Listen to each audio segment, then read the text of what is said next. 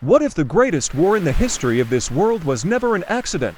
What if every battle, every betrayal, every moment that felt like chaos was actually moving exactly the way one man planned it?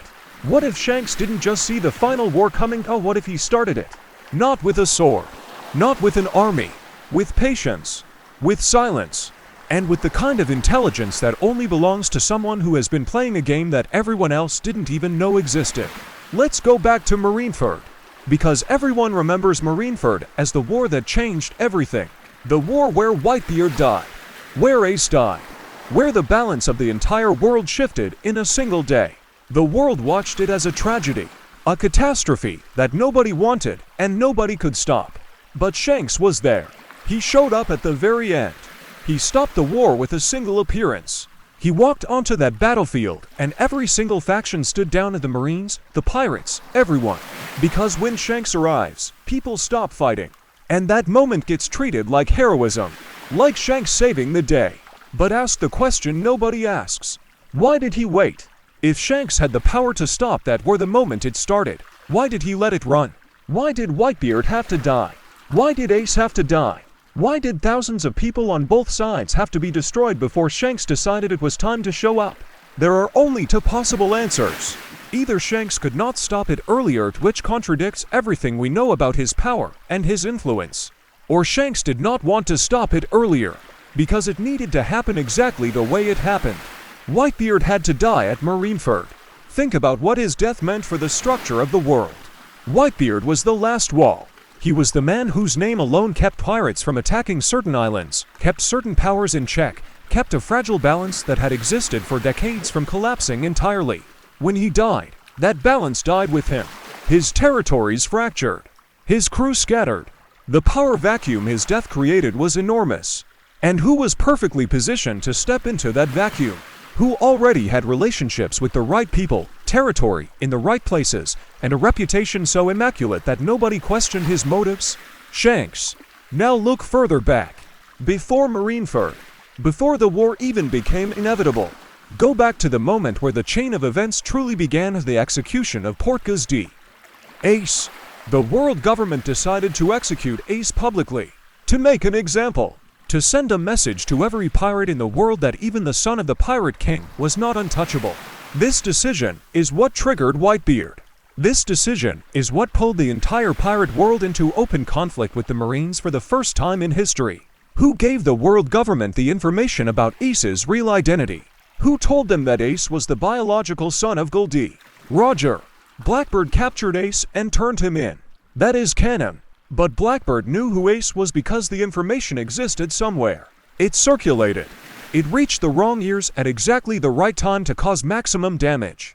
Shanks knew Roger personally. Shanks was on Roger's ship. Shanks knew about Ace before almost anyone else in the world. He went to Whitebeard specifically years before Marineford to ask him to keep Ace in check, to warn him about Ace's pursuit of Blackbeard. That meeting has always been framed as Shanks trying to prevent conflict. But what if it was reconnaissance? What if Shanks went to confirm what Whitebeard would do if Ace was threatened? What if he needed to know exactly how far Whitebeard would go, how far he would push, how many men he would bring, how completely he would commit before a single piece on the board had moved? Shanks mapped the entire war before it started. He went to Whitebeard under the flag of concern and walked away with a complete picture of what the old man would sacrifice for his son. Then everything proceeded exactly on schedule. Think about Blackbeard. Teach is treated as a wild card in this story, a force of chaos, a man whose ambition made him unpredictable. But look at what he actually accomplished. He joined Whitebeard's crew. He climbed through its ranks. He killed a crewmate to steal a devil fruit. He captured Ace. He triggered Marineford. He showed up at Impel Down at the exact moment when the prison was in chaos and recruited the most dangerous criminals in the world. He killed Whitebeard after the war. He stole Whitebeard's fruit. He became an emperor. Every single one of those steps benefited Shanks in ways that would have been impossible to engineer directly. Blackbeard destroyed Whitebeard's legacy. Blackbeard created the chaos that eliminated the one man powerful enough to challenge Shanks for dominance of the New World. Blackbeard did the dirty work that Shanks could never do himself without destroying his own reputation. What if Blackbeard was never entirely a wild card? What if certain doors were left open for him at certain moments?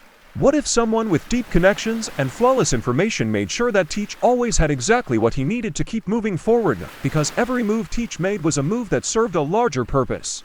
Shanks and Blackbird have history. We know this. The scar on Shanks' eye, 3 lines, the same pattern as Blackbird's claws, was given to him by Teach before Teach was anyone. Before Teach had a devil fruit. Before Teach had any power at all. Shanks treats this scar as significant. He mentions it. He has never forgotten it.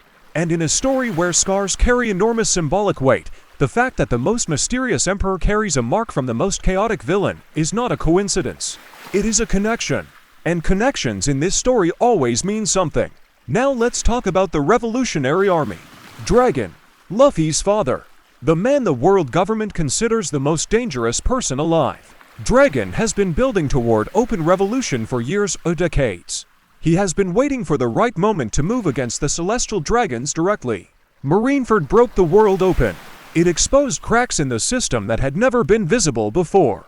It showed the pirate world, the civilian world, and the underground world that the Marines were not invincible. That the world government could be challenged. That the balance of power was not eternal. Dragon needed that. The Revolutionary Army needed people to believe that change was possible before they would fight for it. Marineford gave them that belief on a global scale. Millions of people watched Whitebeard make the world government bleed. Millions of people watched and understood for the first time that the system could be broken. If you wanted to start a revolution, Marineford was the spark you needed. And the spark happened right on time. Shanks moves in circles that touch everything. He has connections to the pirate world, to the Revolutionary Army through his relationship with the broader conflict, to the world government who receives him in Mary Geoise, to Roger's legacy through the Straw Hat. He is the only character in this entire story who sits at the intersection of every major power. Not because he is a diplomat, because he is an architect. Look at his crew. We know almost nothing about them. Beckman, Rue, Yasupo, these are people who have been with Shanks since the beginning. They are treated as background characters, as support, as color. But Beckman's hockey is so powerful that an admiral chose not to fight him. One man, an admiral who is one of the 3 most powerful Marines alive, looked at Beckman and decided the math did not work in his favor. Shanks surrounds himself with people of extraordinary capability and then keeps them invisible. That is not the behavior of someone who wants strength for its own sake. That is the behavior of someone who wants strength available without anyone knowing it exists. Resources held in reserve. Options kept open. Capability that cannot be calculated by enemies because enemies do not know it is there. His ship travels everywhere. He appears in the New World, the Grand Line, in the seas around the weakest parts of the world. He shows up in places that have no strategic value for an emperor unless you are gathering information. Unless you are checking on pieces that you placed on a board a long time ago and need to confirm are still in position. He visited Luffy in Fuskia village. He stayed there. He invested time in a single child in a town that matters to nobody. He gave that child his most precious possession. And then he left knowing, with absolute certainty, that Luffy would become exactly what he needed him to become. Because here is the part of the theory that makes everything else fall into place. Shanks does not want to sit on the throne himself. That is what makes him so difficult to read. Every other powerful character in this story has a visible ambition. Roger wanted to be free. Whitebeard wanted a family. Kaido wanted the greatest war in history. Big Mom wanted an eternal family that would never leave her. Blackbird wants to be king of everything. These are comprehensible desires. But Shanks wants something that looks, on the surface, like nothing. He wants to drink. He wants to laugh. He wants to live a good life on the sea. That is what he says. That is what he performs. That is the mask he has worn for so long that even the people closest to him might believe it is real. What Shanks actually wants is a specific outcome. Not for himself, but for the world. He wants the old system destroyed. He wants the celestial dragons dethroned. He wants the truth of the Void Century uncovered and released. He wants the will of D to reach its conclusion. He wants everything Roger started to finally finish. And he knows he cannot do it himself. Not because he lacks power, but because the moment Shanks makes an open move against the world government, the entire system mobilizes against him, and the opportunity closes forever. He has to remain neutral. He has to remain trusted. He has to remain the man everyone assumes is just enjoying his life, while every piece he has placed over 20 years moves into its final position. Luffy is the piece that ends the game. That is why the hat was so important. That is why Shanks chose him so carefully. Luffy cannot be manipulated, cannot be controlled, cannot be turned into a weapon, which means Luffy is the only kind of person who can do what needs to be done without being corrupted by the doing of it. Shanks needed someone pure. Someone whose will was completely their own. Someone who would reach the same destination through genuine freedom rather than calculated design. He found that in a kid eating a barrel of meat in a village that nobody cared about. The final war is already in motion. The pieces are already placed. Blackbird is rising and creating chaos that forces every power in the world to respond. The Revolutionary Army is moving openly for the first time. The balance that held everything in place for 800 years is collapsing from every direction simultaneously. And Shanks is sitting somewhere on his ship, drinking, laughing, watching the horizon, knowing that the war he started 20 years ago with a hat and a smile and a child's impossible dream is finally arriving at the moment he always knew it would. The last person anyone suspects is always the one who planned it all.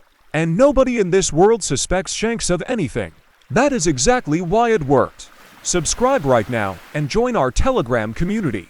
Get the latest anime news, new theories, leaks, and the hottest discussions before anyone else. Link in the description.